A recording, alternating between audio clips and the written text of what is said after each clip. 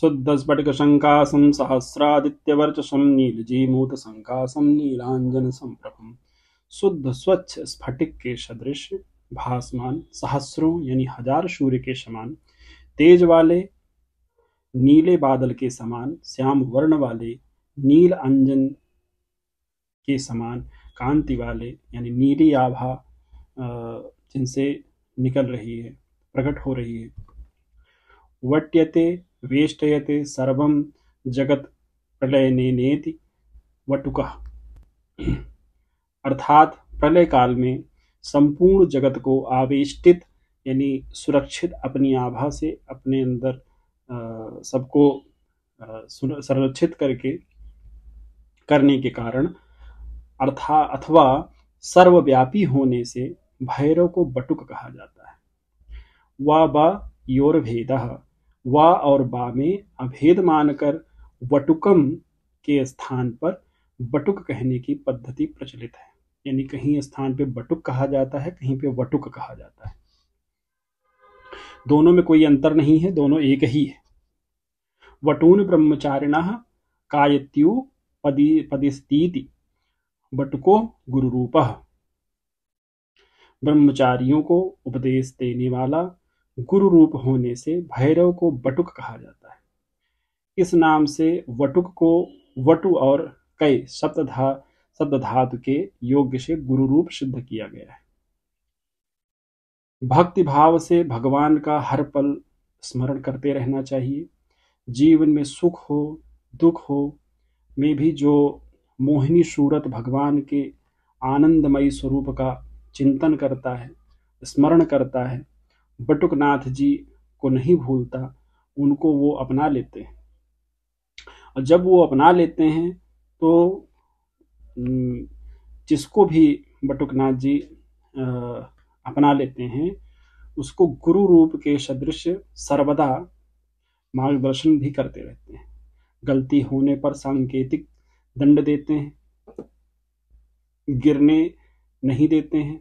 पर जो मात्र स्वार्थ से ही बटुक उपासना करते हैं उनके लिए उस अनुष्ठान या उपासना के बाद जब वह अनुष्ठान या साधना खत्म होती है, उसके बाद जब अगर वो छोड़ देते हैं तो वही मंत्र शत्रु बन जाता है। इसलिए जो भी बटुकनाथ जी की उपासना भक्ति करे वह इस बात पर विशेष ध्यान रखे कि यदि भक्त बनना है तभी उनकी उपासना भक्ति करो। ये नहीं कि कार्य पड़ा तो अनुष्ठान कर लिया, कार्य पूर्ण हुआ तो छोड़ दिया। यदि ऐसा करते हैं तो आपको ज्ञात हो कि यह बाल रूप है। जैसे एक बालक का सर्वदा ध्यान रखा जाता है, उसी प्रकार से बाबा का भी ध्यान रखें, प्यार करें, तब ही आप इनकी उपासना करें। इसको आगम शास्त्र कहते हैं। अथ वक्षे महेशानीं बटुकादिः विधिं शृणु, येनानुष्ठितः मात्रेण साधकः सिद्धमाप्नुयात्।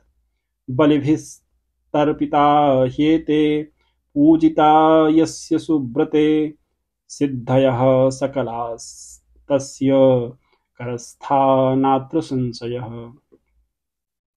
अन्यथा रुहितैस्तैर्हि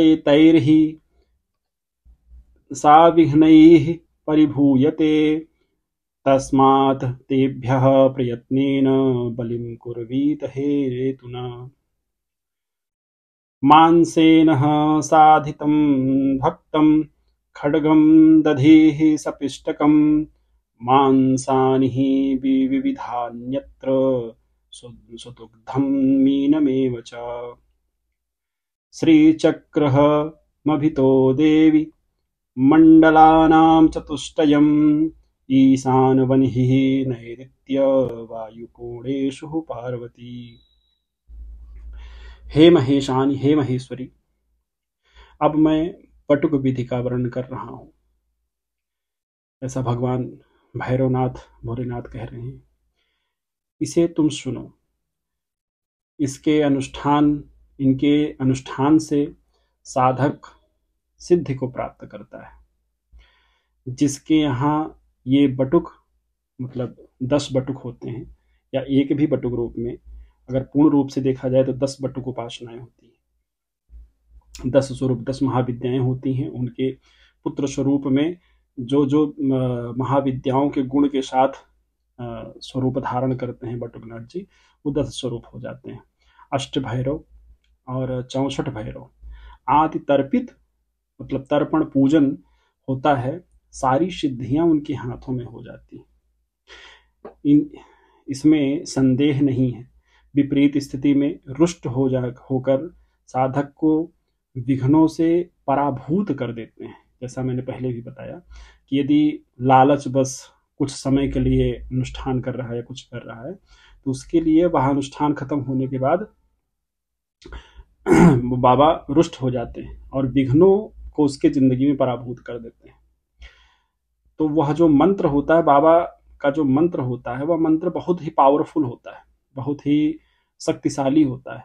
तो अगर उस मंत्र को आप कुछ समय के लिए जागृत करते हैं तो बटुकनाथ जी के बहुत सी चेटिकाएं, या कहिए चेटिका मतलब सेविका, और बहुत से गण होते हैं जो कि उस स्थान पर आ जाते हैं। मंत्र के बंद होने पर फिर वह आपके लिए बहुत ही विघ्न और दिक्कत की बात है। इसलिए जो भी साधना करें वह भक्ति के लिए करें, भगवान के लिए करें और अनवरत करें। इस कारण साधक के लिए यत्नपूर्वक उपचारों से मांस से युक्त भात, मतलब चावल, ये तामसिक उपासनाओं में आता है। तामसिक रूप का जब हम विवरण करेंगे तो बताएंगे। मांस, मछली, मदिरा, इनका एक अलग विभाग ही है और यह भी उपासना के उसमें है।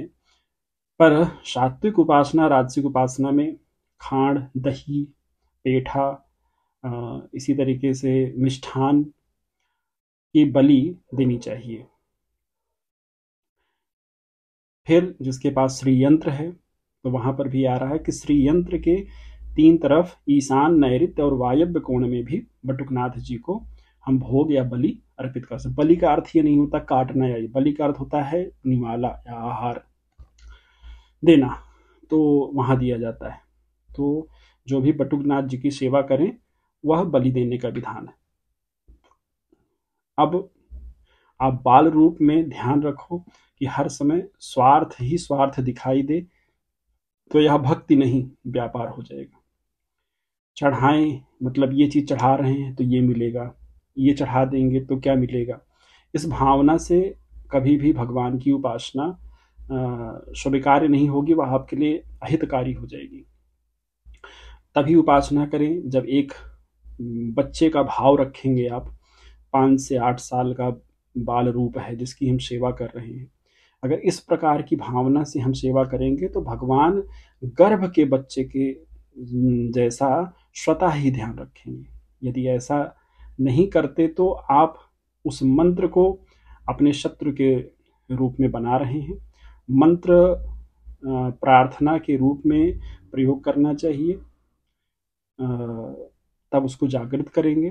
तो गुरु, देवता, मंत्र और साधना तीनों में विश्वास रखिए। उनमें अविश्वास नहीं होना चाहिए कि होगा कि नहीं होगा, ये क्या है, कैसे है, ये नहीं। पूर्ण श्रद्धा और विश्वास के साथ उसको करिए।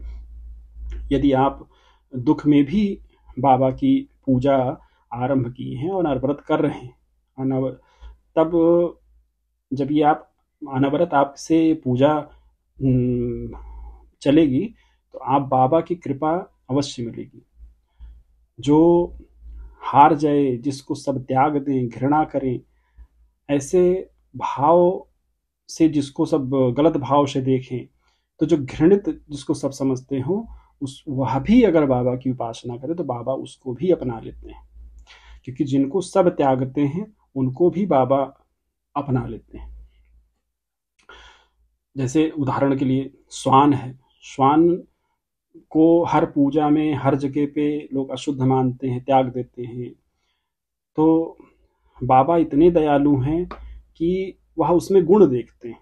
क्योंकि श्वान जो होता है वह श्वान को क्यों बाबा अपनाए, क्योंकि श्वान जो है वाहन बना लिया बाबा ने। श्वान को अपने बहुत करीब रखा, उनसे खेलते हैं, उसको अपना वाहन बना लेते हैं। क्योंकि श्वान के अंदर छल नहीं है, कपट नहीं है, वह स्वामी भक्ति है, स्वामी के लिए अपने प्राण त्याग देता है। कोई दंड भी मार दे, दंड प्रहार कर दे, चाहे वह उसका स्वामी हो या अन्य कोई भी हो, तो भी वह अपने स्वामी के पास ही रहता है, स्वामी के लिए पास ही जाता है। तो ऐसी स्वामित्व या कहिए छल जिसके अंदर ना हो, अपने इष्ट के लिए या स्वामी के लिए सब पूरी तरीके से समर्पित हो, यही जो है बटुक उपासक के अंदर भी होना चाहिए। उसके अंदर भेदभाव नहीं होना चाहिए।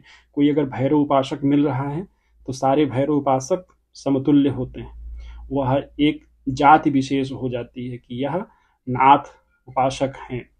तो जो भैरव उपासक है वह भैरव उपासक से ही जुड़ता है और उससे स्नेह प्यार और आगे बढ़ता है।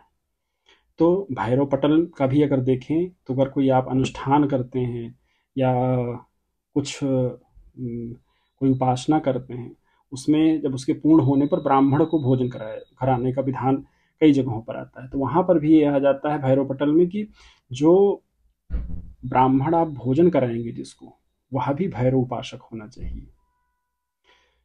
तो वैसे निगम और आगम दो होते हैं। निगम सबके लिए नहीं है, जिसमें वेदांत कुछ नियम बांध दिए गए हैं कि वेदांत, वेद, उपनिषद ये सब आते हैं। उनको पढ़ने वाले या उनको श्रवण या उन पर चिंतन करने का अधिकार जो है वो रूढ़वादी विचारधारा जैसे चली आ रही है, या उसके नियम है कि ब्राह्मण क्षत्रिय शूद्र, ब्राह्मण क्षत्रिय वैसे ही करेंगे के लिए ही है। पर आगम में ऐसा नहीं। चारों वर्ण और स्त्री किसी के लिए भी कोई भेद नहीं। प्रसिद्ध आगम 3 हैं: विष्णु आगम, शाक्तागम और शिव आगम। शिव आगम के दो भाग हैं। शैवागम 10 हैं और रुद्रागम 28 हैं। 28 रुद्रागम के 202 उपागम हैं।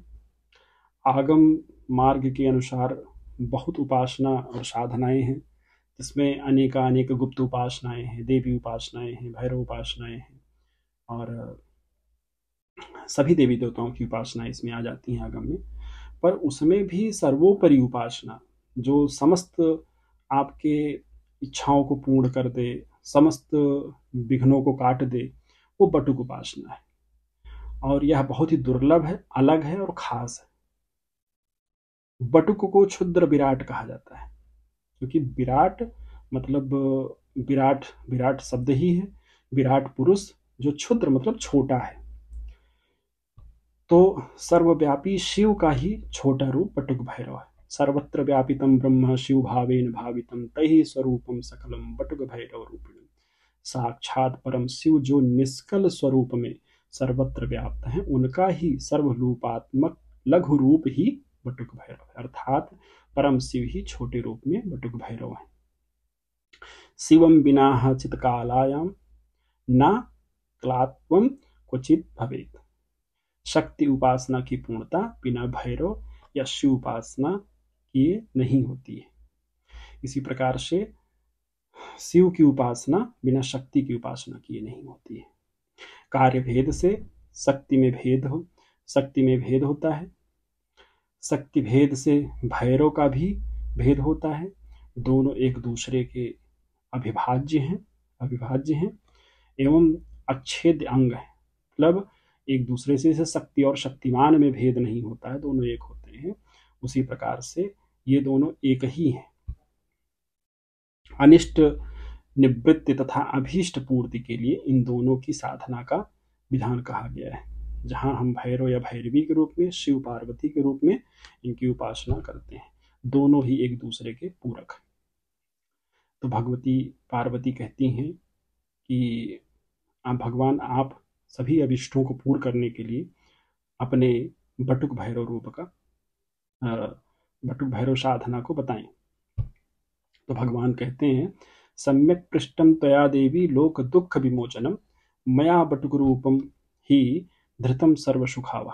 शिव ने कहा, हे पार्वती, आपने अच्छा प्रश्न किया।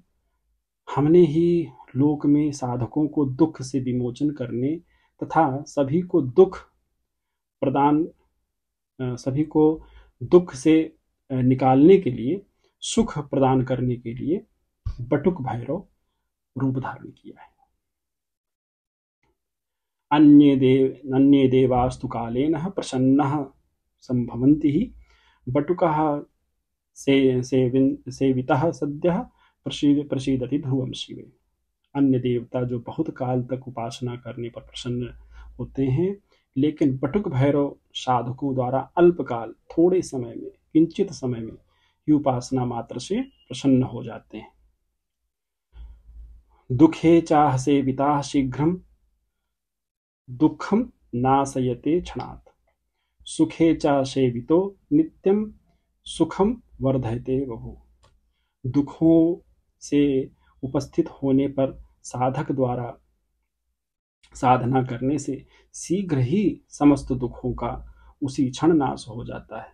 सुख से सुख में सेवन, मतलब जब आपका सुख का समय आ जाए उस समय भी छोड़िए नहीं, मतलब भगवान की नित्य उपासना करने पर नित्य नित्य प्रतिदिन सुख का वर्धन होता रहता है, बढ़ता ही रहता है।